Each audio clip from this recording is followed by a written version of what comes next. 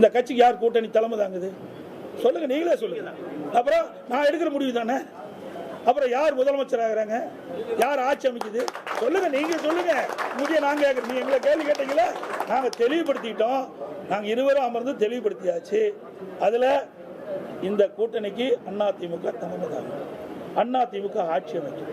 அதில் இபிஎஸ் முதலமைச்சர். இன்னும் உங்களுக்கு தெளிவுபடுத்தணும். அமித்ஷாஜி அவர்கள் தொடர்ந்து சொல்றாங்க, ஒரு முறை அல்ல, 2 முறை அல்ல, 3வது முறை.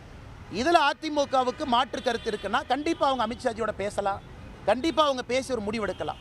ஆனால் என்னுடைய தலைவர்கள் சொல்லாதவரை நான் எப்படி கட்சி எடுக்கக்கூடிய ஸ்டாண்ட்லேருந்து பின்னாடி போக முடியும்? ஒரு சில பேர் கூட்டணி ஆட்சியா, அதிமுக பிஜேபி கூட்டணி ஆட்சின்னு சொல்றாங்களே. அமித்ஷா அப்படியெல்லாம் சொல்லவே இல்லை.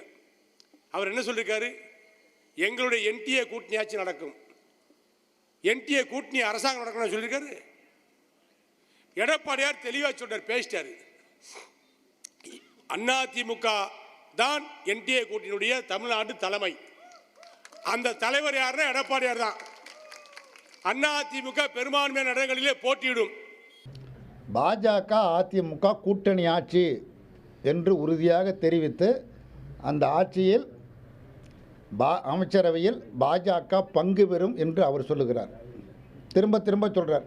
ஆனால் எடப்பாடி என்ன சொல்கிறாருன்னா, அதிமுக தான் கூட்டணிக்கு தலைமை தாங்கும், நான் தான் கூட்டணிக்கு தலைவர், நான் தான் முதலமைச்சர் வேட்பாளர், நான் தான் முதலமைச்சர் என்று இவர் தன்னைத்தானே அறிவித்துக் கொள்கிறார். இப்படி சொல்கிறது எப்படி இருக்குது அப்படின்னா, ஒரு திரைப்படத்தில் வடிவேலு